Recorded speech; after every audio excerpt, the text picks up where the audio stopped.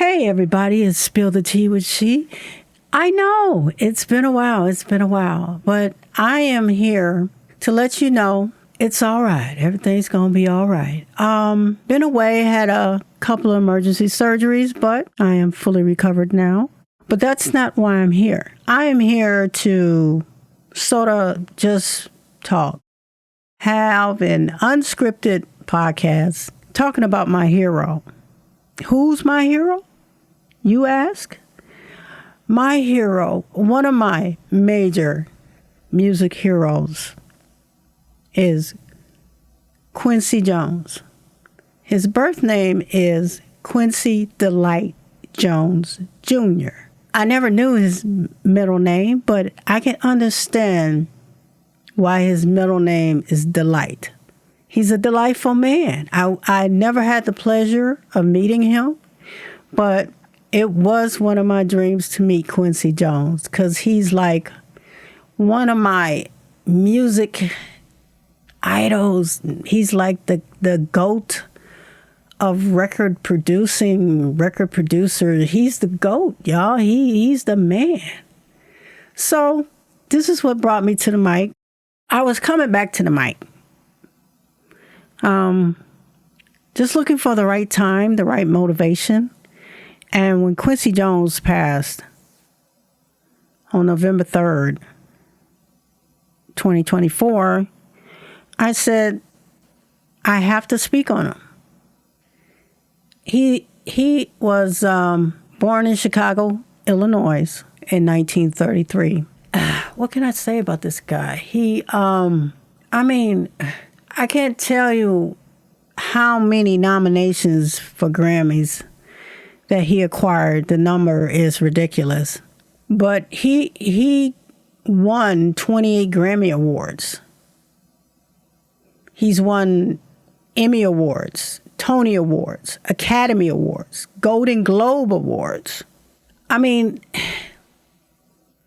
he started off in the 1950s, doing jazz. And he was a conductor. When I saw some of the early footage of him, and I was young. I mean, my parents know more of Quincy Jones. I was introduced to his music through my parents. Like most music, I was introduced to music through my parents, where they would make me literally sit down on the living room floor, and there would be all this vinyl spread throughout the floor. And it was mostly my mom. She was into everything. My dad, he loved gospel music and B.B. King. My mom loved B.B. King too. But my mom was into country. She was into rock. She was into, R&B. She was into everything. So I kind of followed after her footsteps. She introduced me to Quincy Jones. And my first thought was, who is this dude? I'm young, but it was the arrangement of the piece of music that got to me the most. That made me, he was one of the reasons why I fell in love with music. I mean, this guy was a conductor, arranger, ended up with so many collaborations with Frank Sinatra, Count Basie. I'm just naming a couple. Michael Jackson. With the Michael Jackson's Off the Wall album, which was one of my very favorite albums. Thriller, Bad. I watched Quincy's documentary, which was really good, by the way. I recommend it. It's called Quincy's on Netflix. Pretty much features his work on the outstanding charity song, We Are the World, which was about, famine. But I also love the part about him working in films. So many films I didn't even know about. I mean, I had to go do the research and see some of these films, because these was like, some of the early films were done in the 1960s. So I had to look this up. The Pawnbroker. I want to go back and revisit these films. One was named The Pawnbroker in 1965. In the Heat of the Night, I remember that because of the reruns. But I didn't know Quincy Jones was behind that. See, there's so much Quincy that we don't know about. I know it's not just me. Then in Cold Blood, 1967, The Italian Job, still in the 60s, The Wiz. I went to see The Wiz with my older siblings, not knowing the significance behind The Wiz. I just saw beautiful colors, dance choreography that was out of this world. Beautiful singers, the best singers I ever heard, the best harmonies I ever heard in my life. And then, of course, Michael Jackson, right? We love Michael Jackson. As a kid, Michael Jackson was my idol, okay? I wanted to learn all his dance moves, okay? Let's just say I didn't do very well. So, but The Wiz was phenomenal. And my household, we just played the soundtrack like every day. And Quincy was behind that whole producing Quincy. Then there was The Color Purple, and Color Purple just had me in tears. I was so enthralled in The Color Purple because there was so many things behind that and so much stuff about history. Black history, African American history, whatever you want to call it. So much my culture went through. It's in The Color Purple. Those who want to take time out, watch The Color Purple. I recommend it. See, a lot of other cultures don't want to go there, don't want to see some of that truth that we as Black women went through in those times. And some of those times are coming back in 2024. Some of those times have never left. There's a lack of sympathy of what women go through. It's not just The Color Purple. You can kind of hear it in Quincy's music, what the Black culture went through. And I know some people don't care, but it's embedded in our ancestors. So that's why it's important that our young people know about Black history. When Quincy did the miniseries Roots, which came out in 1977, his music emboldened that miniseries. He did the music composition for that series, and it just emboldened the whole series. Just think about the Roots without the music. It wouldn't be the same. That's how important music is for film in the first place. But Quincy had his own flavor and spices, and the way he did arrangements was phenomenal. He brought out raw emotions when he would do arrangements for film and music. You can almost feel by the stroke of his pen on that sheet music, each emotion that he was heading for, that he was striving for.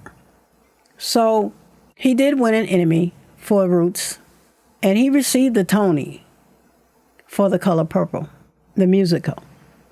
So I can't list all of his awards and accolades because, literally, there are too many. It's interesting about Mr. Jones and his Netflix documentary.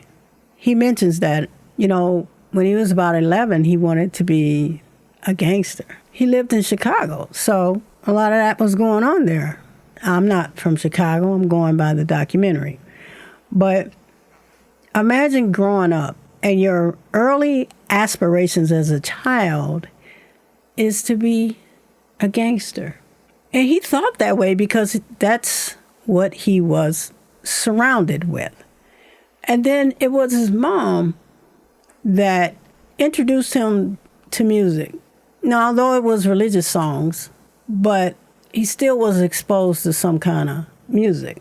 And I found out later that, now I knew him as a trumpet player, but obviously, he was around other musicians because, he's also a keyboard player or was a keyboard player. And I didn't know that, which that makes sense because, I think piano is the best way to learn about arranging and chords and chord progressions, So perhaps that's how Quincy learned. also mentioned in his doc, he had a hard life. His mom was a schizophrenic. She went through breakdowns, mental institutions.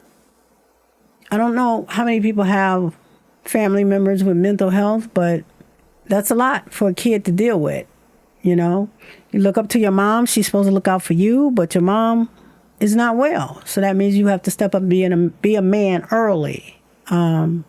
So, yeah, I feel for Quincy on that. To continue on about Quincy, I think the company he kept was amazing. Frank Sinatra, Paul McCartney, Ray Charles.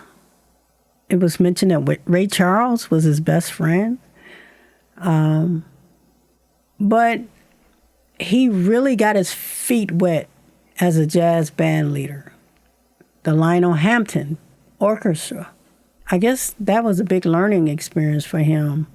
He traveled all over the world, and after Lionel Hampton, he went on with Jimmy and Tommy Dorsey and Ed Sullivan Theater. I didn't see the Ed performance, but I remember my parents talking about it. I later on watched clips of it. You know, I recommend watching these clips of these just amazing artists in the 1950s, 40s, 50s, and 60s. You can learn so much from it. So he was a fantastic trumpeter. Now, I don't know if everybody know why he stopped playing trumpet, but it was because of a brain aneurysm.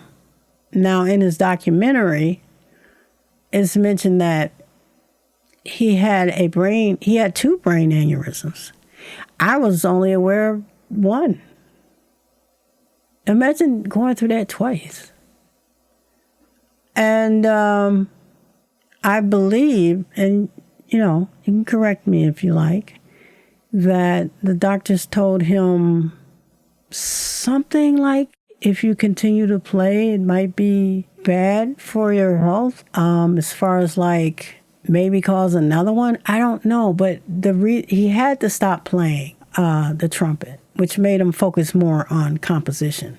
Just to mention before the trumpet playing thing, he was also a music director for Dizzy Gillespie. Look him up, folks. This is about jazz history. Google Dizzy Gillespie.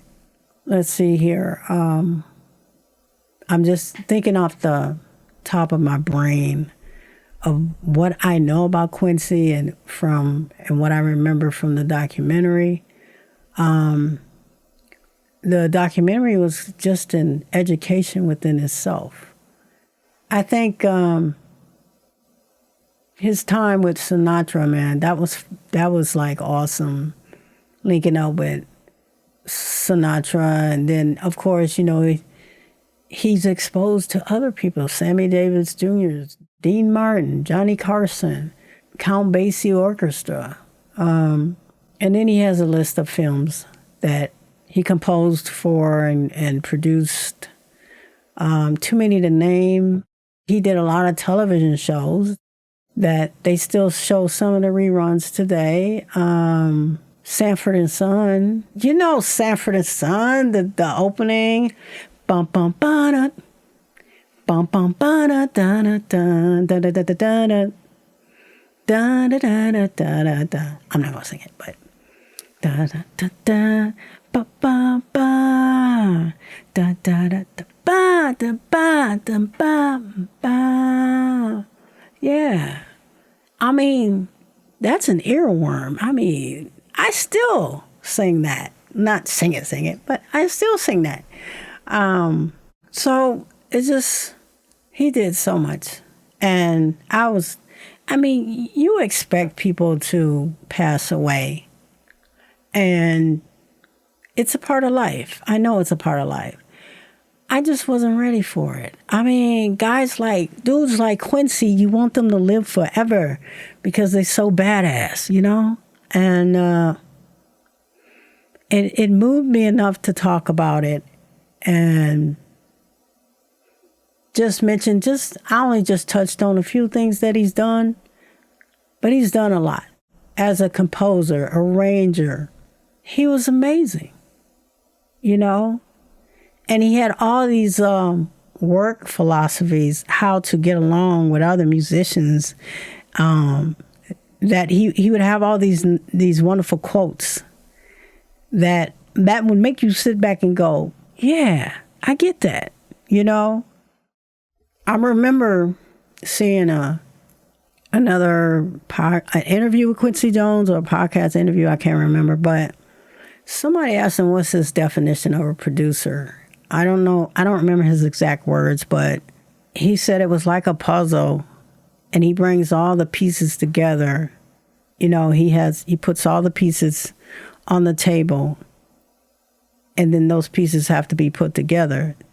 They have to be arranged and put together. And he said something like that. That's what a producer does.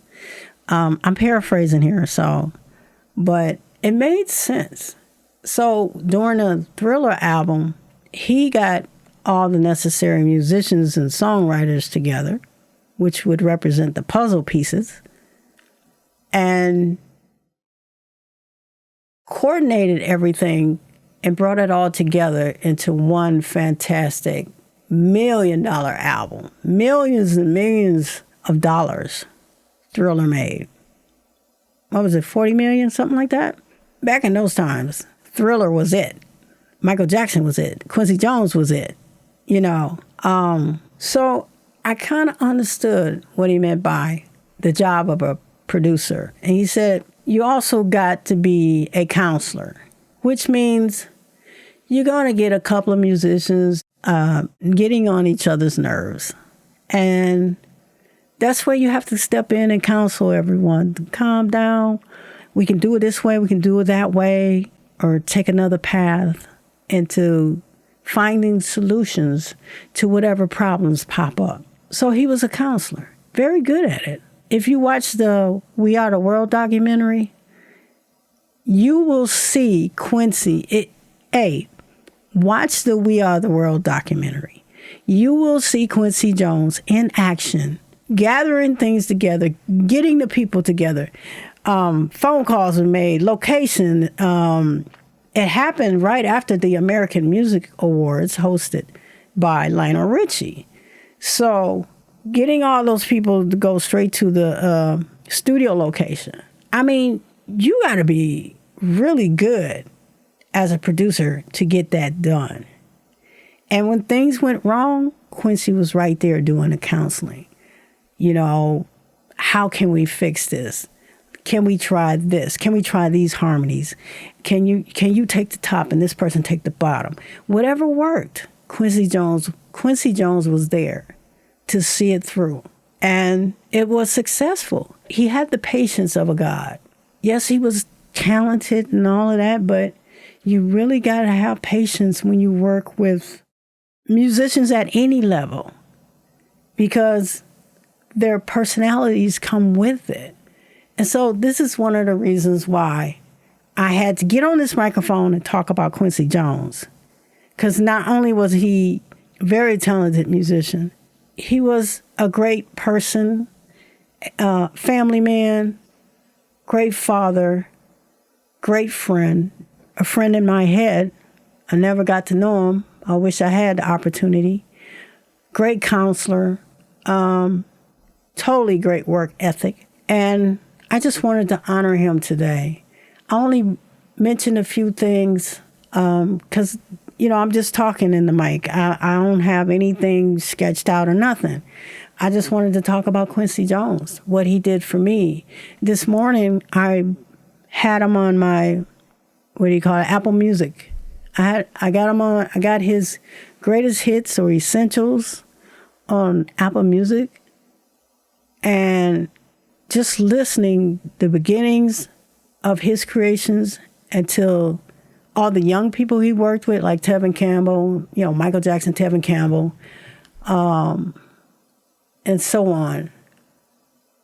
I mean, he was awesome because he didn't restrict himself to any genre. He worked with whoever wanted to work with him musically. He worked with any race. He had no issues. He worked with young, old, you know? He was my ideal person. Like, I would have loved to work with him. I would have, said, hey, Quincy, can I just do whatever you need, It would have been a total honor to work with him. So, on that note, you guys, I'm just talking. Hopefully, I will have more podcasts coming up. I'll just get them out when I can and get some more guests on here talking about their love for music. Let's not forget about my Love for Music series. That's still on. That's just a bunch of people that, that get with me and we just talk about how much we love music. So if that's your vibe, listen in, because everybody has a different music story. Everybody has a different music background. So peace and love, Quincy. Rest in peace. You the man.